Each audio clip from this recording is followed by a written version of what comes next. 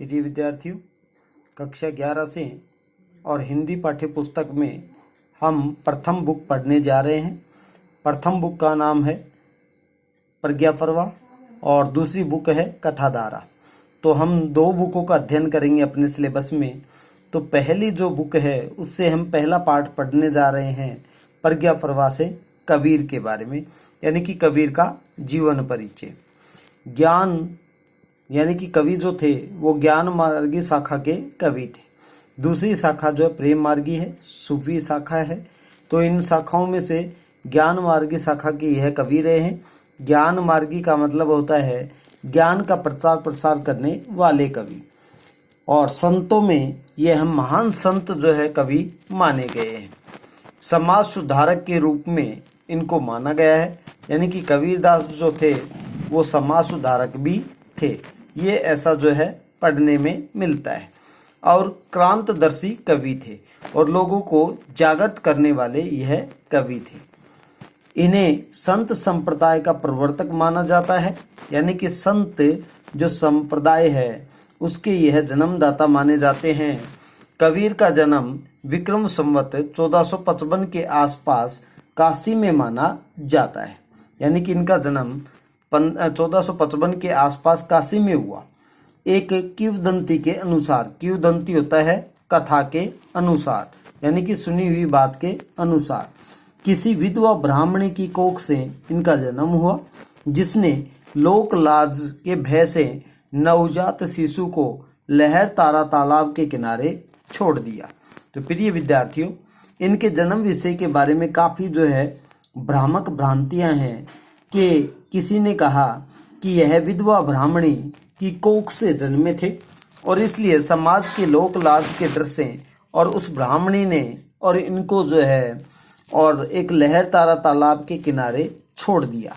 और इनका पालन पोषण निसंतान जुल्हा दंपति, यानी इनका पालन पोषण एक निसंतान परिवार था, मुस्लिम परिवार था, जिसका नाम था नीरू और नीमा। उन्होंने इनका पालन पोषण किया। बचपन से ही कबीर एकांत प्रिय और चिंतनशील रहे हैं, यानी कि बचपन से ही जो कवि हैं वो एकांत प्रिय, यानी कि एकांत में रहने वाले और चिंतन, हर विषय पर चिंतन करने वाले और साधु सेवी स्वभाव के थे।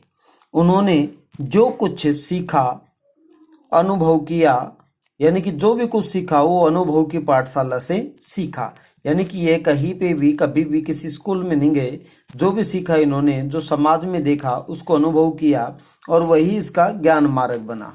वरना कहा तो यह जाता है कि मसीह कागज छुयो नहीं, कलम गही नहीं हाथ, यानी कि कबीरदास ने अपने हाथ से किसी कागज को नहीं छुआ और ना ही किसी कलम को छू करके उस कागज पर लिखा। सतगुरु रामानंद की कृपा से उन्हें आत्मज्ञान और प्रभु भक्ति का अमृत तत्व प्राप्त हुआ, यानी कि इनके गुरु थे रामानंद। उनकी कृपा इन पर हुई और उन्हीं के द्वारा और इनकी बुद्धि जागृत हुई, आत्मा का ज्ञान इनको प्राप्त हुआ और प्रभु भक्ति का और यह वर्णन करने लगे। कबीर जो है आत्मिक उपासना अर्थात मन की पूजा पर विश्वास करते हैं, यानी कि ये कहते हैं कि मन से अगर आप किसी की भी पूजा करो तो उसका फल आपको मिलता है। मध्यकाल के क्रांति पुरुष होने के कारण इन्होंने समाज के भीतर और बाहरी दोनों पक्षों पर तीखा व्यंग्य बाण कसा है। वे हिंदू और मुसलमान दोनों को एक ही पिता के संतान स्वीकार करते हैं, यानी कि उनका मानना है कि हिंदू और जो मुसलमान हैं वो एक ही ईश्वर की जो संतान है, बल्कि अल्लाह और जो है भगवान, ये दोनों जो है हम इंसानों ने बनाए हैं, बल्कि भगवान हम सबका एक ही है, हम उन्हीं की संतान हैं। इन्हें व्रत, रोजा, नमाज आदि भारी जो है नियमों और विधानों का कड़े शब्दों में इन्होंने खंडन किया है, यानी कि व्रत, रोजा, उपासना, नमाज ये वगैरह जो इनसे कभी भगवान जो है प्राप्त नहीं होते। उनका मानना है कि हम सभी जो है एक ही ईश्वर के संतान हैं और अंततः सदैव प्रेम तत्व का निर्वाह हमें करना चाहिए। और उनका कथन है, कहे कबीर प्रेम नहीं उपजो, बांध्यो जन्मपुरी जासी। यानी कि कबीर जी कहते हैं कि जिस मनुष्य के हृदय के अंदर प्रेम की भावना नहीं उपजी, चाहे वो कहीं काशी जाए या कहीं तीर्थ स्थान पे जाए, बल्कि उसका जो है या उसको और भगवान की प्राप्ति नहीं हो सकती। अब हम इनके पाठ के बारे में जानेंगे कि इन्होंने जो है इस पाठ में किसका वर्णन किया है। कबीर ने गुरु को सर्वोच्च स्थान प्रदान किया है।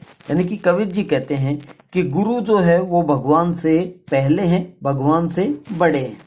वे गुरु को संसार में सबसे और बड़ा जो है सगा संबंधी मानते हैं। यानी कि संसार में सबसे बड़ा जो संबंधी है, सबसे बड़ा जो हितैषी है, वो गुरु ही है। गुरु को मनुष्य का मार्गदर्शक और सबसे बड़ा शुभ चिंतक माना गया है।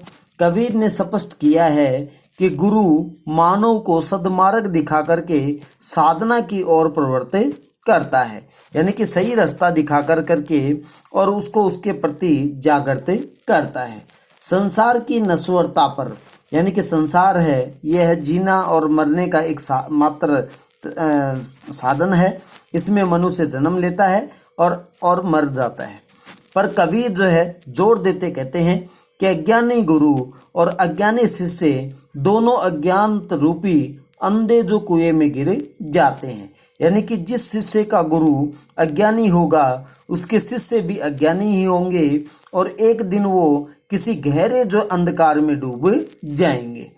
प्रभु का नाम स्मरण करने से, यानी कि भगवान का नाम और लेने से और मन के अहंकार का विनाश हो जाता है और जीव बाहरीमय हो जाता है। यानी कि जीव ब्रह्ममय हो जाता है। मतलब कि भगवान जो है, यानी कि आत्मा परमात्मा से मिल जाती है। हमारे हृदय के अंदर भगवान की जो ज्ञान ज्योति प्राप्त हो जाती है। कबीर ने निराकार ब्रह्मा, यानी कि ब्रह्मा का कोई आकार नहीं होता, सर्वस्व मान करके उसमें लो लगाने में ही जीवन की सार्थकता सिद्ध की है। यानी कि भगवान जो है प्रत्येक कण में निवास करते हैं और इसलिए हमें जो है उसमें अपना ध्यान लगा करके रखना चाहिए।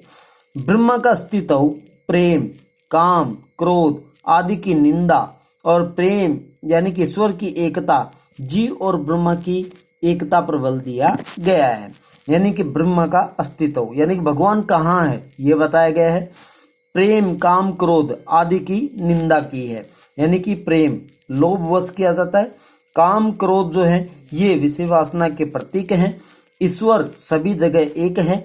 जीव और ब्रह्मा की एकता, यानी कि जीव है वो ब्रह्मा में मिल जाता है। उसकी एकता पर बल दिया है कि जहाँ जीव है वहाँ भगवान है।